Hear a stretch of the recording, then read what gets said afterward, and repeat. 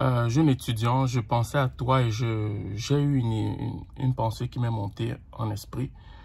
Et je voyais plusieurs d'entre vous qui étiez frustrés parce que vos parents vous imposaient des programmes d'études.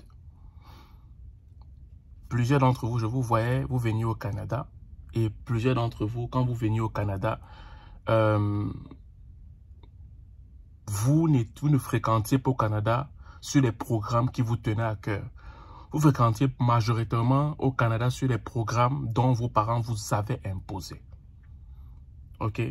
Ils vous avaient imposé ce programme et c'est pour cette raison que vous veniez, vu que c'est eux qui payent, vu que c'est eux qui ont peut-être des compagnies là-bas, ils rêvent que leur enfant doit faire tel ou tel métier.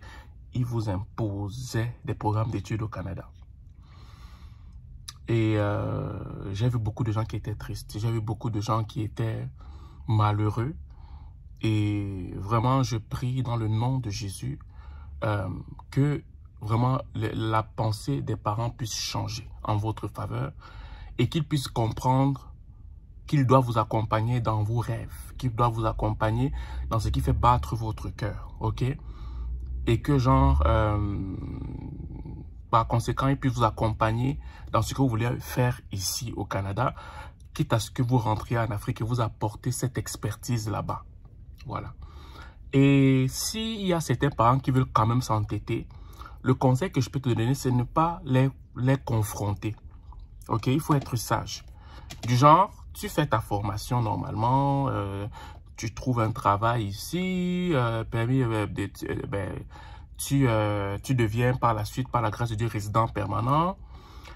Et après, tu changes, tu refais un autre programme d'études en étant président permanent, puis tu refais dans ce que tu étais censé faire. Aussi simple que ça. Là, ils ne pourront plus rien faire. Parce qu'il s'agit ici de ta destinée, il s'agit ici de ton futur. Ok, je recommence. S'il y a un parent qui s'entête, parce que lui, il veut vivre sa vie au travers de ta vie, alors que tu as pris le temps de lui dire que papa, moi, je ne veux pas être médecin. Je veux être informaticien. Papa, je ne veux pas être maçon. Je veux être menuisier au Canada, comme tu m'envoies là-bas. Papa, je ne veux pas être ça. Ou bien, papa et toi, vous vous êtes entendus.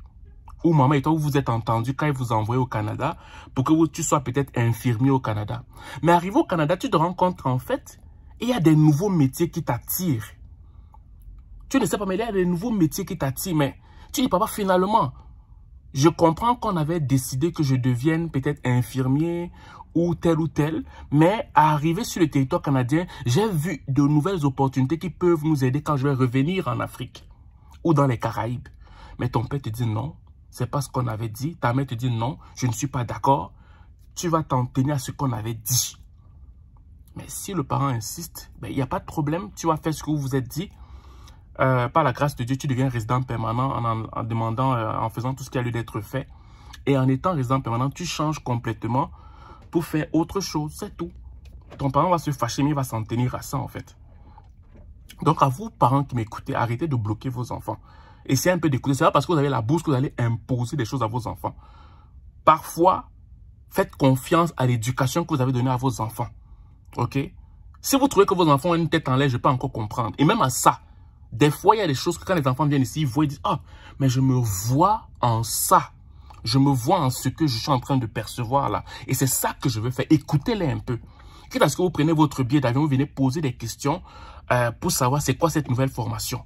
Au lieu de prendre des positions comme ça là et frustrer l'enfant par la suite en fait. Voilà. Donc, c'est ce que je voulais dire aux jeunes. Et pour toutes les personnes qui viennent juste d'arriver au Canada, vous venez tout juste d'arriver et vous voulez entendre, ok, en ce qui a trait à l'intégration au Canada. Ben, c'est une très bonne chose parce que nous, on fait des rencontres virtuelles pour l'intégration au Canada. Donc, la prochaine rencontre va se faire ce samedi 12 août à 20 h. Donc, pour toutes les personnes qui sont intéressées, si vous êtes sur YouTube, le lien d'inscription est en bas. Si vous êtes sur Facebook, le lien d'inscription est en haut, je veux dire. Donc, je vous rencontre à la prochaine classe. Ciao.